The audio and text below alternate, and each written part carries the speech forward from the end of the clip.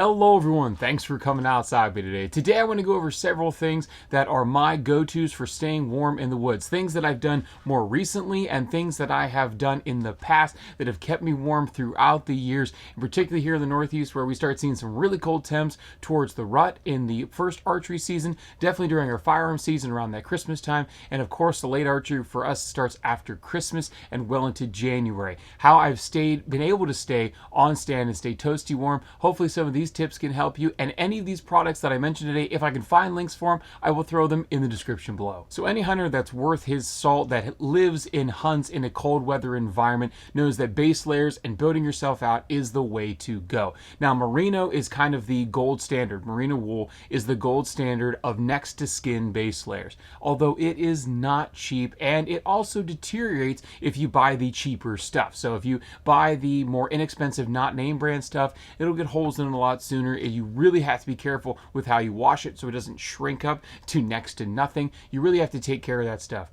I don't like spending that much money on a base layer, even though I do hunt in cold weather, and I would like to find cheaper alternatives if I can. This year, I went and found on Amazon, and again, I'll find a link for it. I will put it in the description below. This is from La Pasa. I have no idea where that's made. This is a heavyweight micro fleece set. It has a lot of stretch to it, a lot of four-way stretch. It's incredibly soft, both the top and the bottom. I spent many hunts this year out of this set, but just bought it here in October, and it worked out really well for me this season. I was really impressed, and the comfortness level of it is amazing. It also behaves a lot like merino, at least in my experience. I could be indoors 70 some degrees in my house, and it feels the same then I'm in the 20s and 30s on the outside. It's very good at regulating my body temperature, a lot like merino wool is, but this is half the price. So I was glad I put some money down on this. I'll put a link in the description below. This has kept me warm way better than any of those waffle print long johns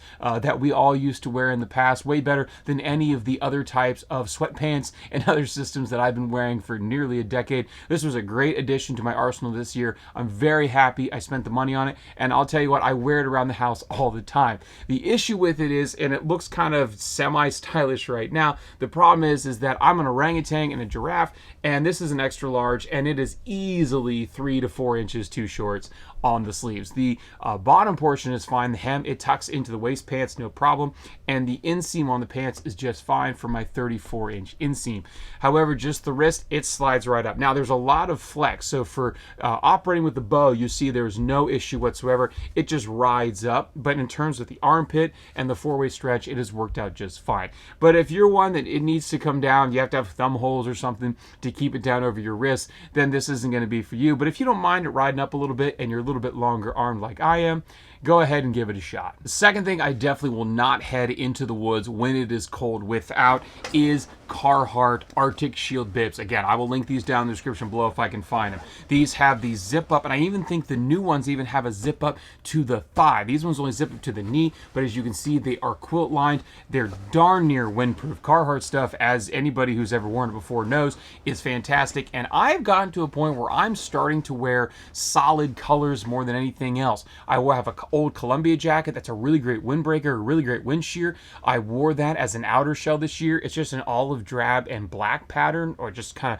of patches across the body, and I did not get picked off wearing that at all. Same thing's true with these duck brown bibs from Carhartt. They have insulation all the way up through the chest, and we'll talk about the insulation of the chest here in a moment, but they're a little bit loud, and we'll talk about how we can remedy that here in a second. But if you want a pair of completely windproof things that are less than $100, insulated from your sternum down to your toes, this is absolutely the best way to go. Now, speaking of that insulation here in the chest, let me talk about this really quickly. Of course, being a pair of bibs, they have pockets up in the front, and the beauty of having these pockets up here in the front is you can use a body warmer. So this is the next step here. Forget the hand warmers and the toe warmers and all that nonsense. You gotta get the extra large body warmers. Now, they make them in adhesives as well in the non-adhesive version here. I strongly prefer the non-adhesive version because they're so much more versatile than the adhesive ones. If they're non-adhesive like this, I can take it out of the package, and since this front part of the bibs is already on my sternum, I can actually just throw this body warmer in this pocket, and when it's actually flattened across my chest, it goes in a lot smoother, and it will heat right against my heart, right against my sternum, and this keeps me much warmer, allows me to warm that body going right into the main pump station of my body, keeps me a lot warmer, a lot longer on stand. Because my arms and legs are just so daggum long, it takes a lot of time and a lot of energy for that blood to get all the way out to my fingertips and my toes, even down into my shins and my knees, and I will get colder out in those extremities a lot sooner, just because it takes a lot longer for the blood to get out there and it loses a lot of heat. If it comes out of my core, comes out of my heart a little bit supercharged, a little bit extra bit heated, it makes it to my extremities and I'm able to stay on stand longer because I'm not getting cold as soon. Before I started doing this type of stuff, either the adhesive ones and putting it right on my base layer or putting it here in the sternum pocket of these Carhartt bibs, I was only being able to stay on stand 2 to 3, maybe 4 hours if I could squeak it in the rod, in the gun season, and definitely in that late Christmas season when it's 20 degrees out in the highs, I was getting 2 hours on stand at the most.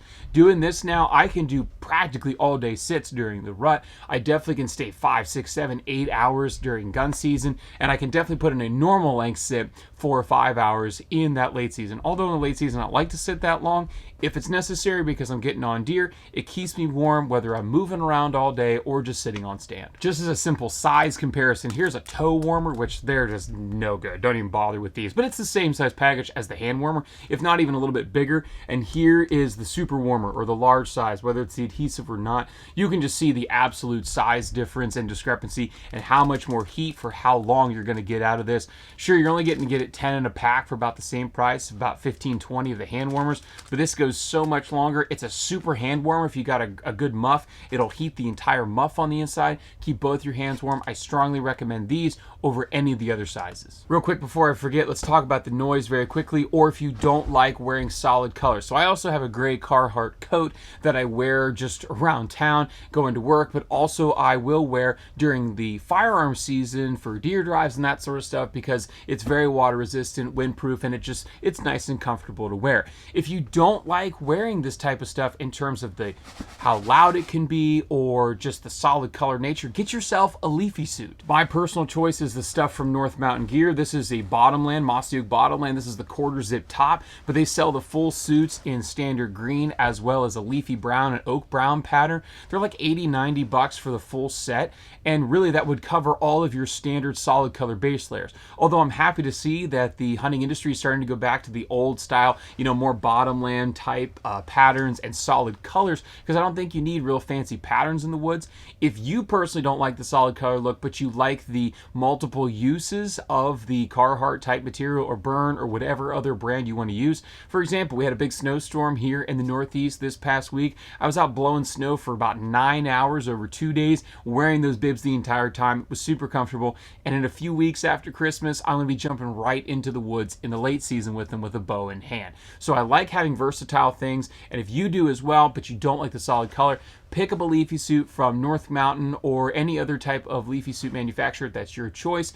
Cover it up and you'll be fully camouflaged and comfortable while you're on stand. Last but not least, and a new addition to my hunting pack this year, were Arctic Shield boot covers. Now, these came very late in my season this year, and with good reason. I never really believed in these things, and quite frankly, I didn't think I ever would. Holy cow, do these things work. Like I said, I love wearing a muck boot system. I have an old video here on my channel of me doing a review of probably one of the warmer pairs of boots that Muck sells, the Woody Max. They also sell the Arctic Pro, which is also one of their best cold weather boots, but it just doesn't work for me. And we all know that neoprene style, rubber style boots, once you start getting sweat in there, you start trapping moisture, they don't breathe, you're gonna get cold in 20s and 30 degrees, no problem, and that's exactly what's happening to me. But as soon as I was taking these into the woods and keeping them in my pack, as soon as I got up on stand, pulling them out and slipping them over my boots, I was not getting cold at all, which is amazing for me because, like I said earlier,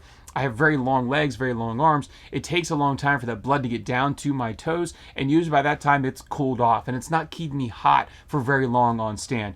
With this and the ability to trap heat inside the boot and not let it escape, I get all the comfort of the muck boot, which is awesome, but then I get all the warmth of like 1,000 or 1,200 gram boot, which is I also do own, but they're cumbersome to climb trees in. It's not a very quiet boot system for me to take in those stealthy bow hunting situations. I'll wear them during the gun season. That's no problem. I'm tromping around and I have effective range of 200 yards. Don't really be nearly as sneaky. But when in the archery season, when I need to get in close and stay there for quite some time, I took a shot at a buck this year at 11 a.m.